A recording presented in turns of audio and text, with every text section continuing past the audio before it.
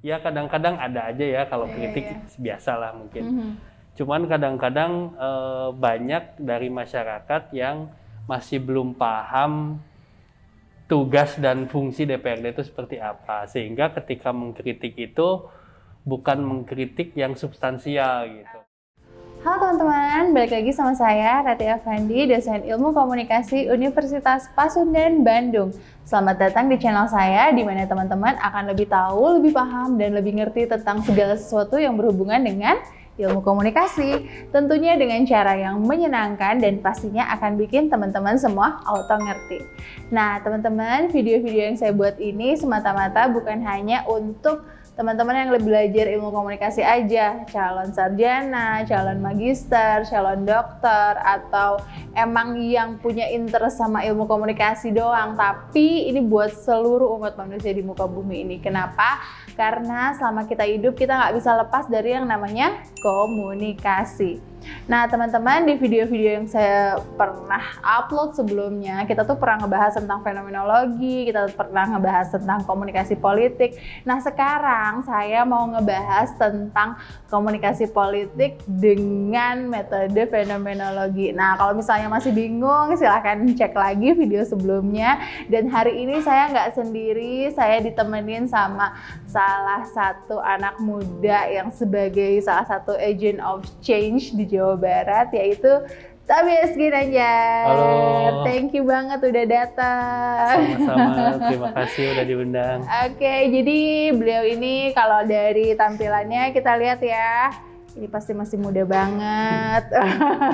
Masih muda banget, generasi muda banget, dan kerennya beliau udah ada di komisi berapa Kang? Komisi 2 sekarang. Komisi 2, mantap nggak tuh? Itu pencapaian yang luar biasa ya kalau menurut saya sebagai anak muda, generasi muda yang biasanya nih Kang, saya mau manasin dulu nih sebelum kita ngobrol jauh. Generasi muda itu kan lagi seneng-senengnya main-main nih, lagi seneng-senengnya happy-happy. Kalau punya gaji itu kayaknya lagi seneng-senengnya apa, foya-foya sih. Foya-foya, boro-boro deh Kang mikirin dunia politik, boro-boro deh pengen masuk ke dunia politik yang kayaknya tuh if I can say, iya, complicated, terus udah gitu, kita tuh udah kayak, nggak tahu ya, kalau generasi saya tuh kan ngalamin nih demo-demo gitu ya, terus udah gitu di dunia politik tuh kayaknya tuh segala sesuatu tuh pelik gitu loh, sesuatu yang harusnya simple, yang harusnya kita bisa beresin dengan sekejap mata, ini harus belok kanan, belok kiri, naik atas, turun lagi dan lain sebagainya. Gimana nih Kang, menurut pendapat Kang Tobi, Kang Tobi ya panggilnya ya? Boleh. Menurut pendapat Kang Tobi tentang pandangan generasi muda mengenai politik yang lebih ke antipati ya? Iya. Ya memang kan generasi saat ini ya, kita kan udah masuk di dunia yang informasi serba cepat dan serba lengkap ya. Dulu kan mungkin kita tidak pernah menyangka bahwa sekarang banyak teknologi yang memudahkan masyarakat. Nah sekarang anak muda dengan satu genggaman HP bisa melihat apa saja gitu. Karena di situ ada nilai positif dan nilai negatifnya mungkin ya. Positifnya mungkin kita bisa mencari informasi dan ilmu sebanyak-banyaknya dari sana. Tapi di sisi lain ya kaum muda sekarang tuh banyak yang sudah nyaman di zonanya, kayak banyak yang disebut kaum rebahan dan lain sebagainya. Jadi anak-anak muda tuh lebih banyak di rumah, goler-goleran, main HP atau nongkrong di kafe. Jadi mereka tidak berpikiran bahwa apa sih politik, ya kita sih jalanin hidup ya asik-asik aja, nongkrong, ngobrol dan lain sebagainya. Tapi ada yang mungkin belum dipahami oleh mereka bahwa segala hal di dunia ini didasari oleh keputusan politik. Misalnya nih, orang nggak memahami bahwa ketika pergi ke pasar beli beras atau beli cabai seakan-akan sederhana, atau nongkrong di di coffee shop apa. Padahal itu didasari keputusan politik. Kita ada pajak negara misalnya, ada pajak penghasilan, ada pajak makanan, itu kan keputusan politik semua. Harga cabai, harga kopi, semua didasari keputusan politik. Nah, kalau anak muda tidak ada yang tertarik atau interest masuk ke dunia itu, lama-lama politik takutnya, ini hanya kekhawatiran saja, dikuasai oleh orang-orang yang lama-lama saja yang sudah menjalankan ya politik seperti ini. Kan mereka kadang-kadang anak muda tuh nggak mau politik tuh karena politik itu kotor, politik itu tidak baik, koruptif dan sebagainya. Jadi kalau anak muda tidak mau masuk, justru akan politik itu dikuasai oleh orang-orang yang selama ini udah ada berada di sana. Justru harusnya mereka masuk, dan mudah-mudahan ketika mereka masuk ada warna-warna baru yang mau merubah image politik seperti yang ada sekarang ini. Gitu. Wow, jadi intinya kalau bukan kita siapa lagi, ya nggak sih? Kalau bukan mumpung generasi masih muda gitu kan ya. anak-anak muda itu identik dengan idealismenya ya. Betul. Mungkin masih banyak yang idealis, masih belum ada hutang sejarah masa lalu mungkin, jadi masih fresh lah gitu. Jadi ayo saatnya pada masuk semua. Gitu. Saatnya kita bergabung gitu ya. Nah kalau misalnya kira-kira nih menurut berdasarkan apa yang dialami sama Kang Tobi, motivasi terbesar selain kalau bukan kita siapa lagi? Jujur kalau saya nggak tahu kenapa ya, saya itu dari kecil dulu mungkin zaman-zaman SMA gitu, SMA kuliah senengnya nonton dulu tuh lagi awal-awal banyak debat kandidat gitu-gitu, debat capres, debat apa. Dan itu tuh seneng nontonnya. Di saat anak muda yang lain tuh seneng nonton apa gitu, misalnya saya tuh nggak tahu kenapa seneng gitu nontonin orang-orang berdebat apa segala macam. Nah, dari sana mungkin kebenaran kuliahnya juga masuk ilmu politik. Dari sana kebenaran jadi nyambung aja gitu. Terus kakak saya kan gabung di partai politik, jadi saya ikut bantu-bantu jadi nyemplung sekalian gitu. Kalau udah nyemplung kenapa nggak basah, berenang, nyelam sekali? Diving. Diving semuanya. Nah, kan kalau kita ngelihat nih ya, kan kalau kita ngelihat dari luar nih, seolah-olah sesuatu yang sudah masuk ke dunia politik itu seperti sudah terarrange gitu ya. Kayak misalnya gini, oh dia udah punya misi kayak gini, oh dia punya visi kayak gini, paling juga nanti di dalam kayak gini. Nah, pandangan-pandangan buruk seperti itu tuh betul terjadi nggak sih Kang sebetulnya? Jadi kan sebenarnya kalau kita tarik ke belakang lagi ya, politik itu kan sebenarnya hanya alat ya, alat untuk mencapai tujuan. Tujuannya apa ya? Kalau tujuan yang paling mulia sih yang banyak dikatakan orang, tujuannya untuk mensejahterakan rakyat. Jadi politik itu hanya alat ya. Nah, dari alat tersebut tergantung manusia-manusianya juga mau dipergunakan untuk alat tersebut dipergunakan ke arah yang baik atau ke arah yang buruk. Nah, kalau sistemnya memang karena mungkin sudah membudaya perilaku-perilaku itu ya mungkin jadi sudah terbentuk image-nya seperti itu. Makanya tadi saya mendorong mudah-mudahan banyak anak-anak muda nih yang mau lebih tampil lagi di politik supaya image tersebut itu bisa luntur lah. Jadi ada rebranding baru tentang politik ini, bahwa politik itu penuh dengan keceriaan, fresh, isi gagasan-gagasan muda dan lain sebagainya. Iya, karena kan banyak yang suka bilang kayak gini ya, sidang paling juga hasilnya begini, paling juga hasilnya begitu, kayak mereka tuh kayak udah ngasih gambaran gitu kalau misalnya percuma ngapain sih kita ada sidang-sidangan kayak gini, toh Pak nanti juga hasilnya paling juga kayak gini.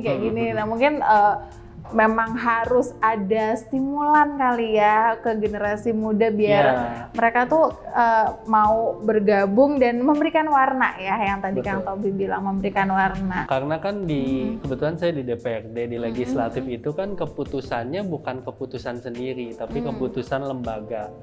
Jadi apa yang dihasilkan itu adalah keputusan lembaga nih. Jadi kadang-kadang kalau keputusan lembaga itu kalau di satu sisi ada keputusan yang deadlock misalnya, itu kan diambil mayoritas. Jadi kadang-kadang kita mengambil jalan voting misalnya. Nah, kalau voting kalau yang di dalamnya diisi banyak anak muda, anak-anak yang ibaratnya fresh, yang masih idealis, mungkin kepentingannya tuh lebih mayoritas. Jadi mudah-mudahan banyak masuk sehingga ketika ada sebuah keputusan yang akan diambil itu dikuasai mayoritasnya dominan anak-anak muda yang idealis.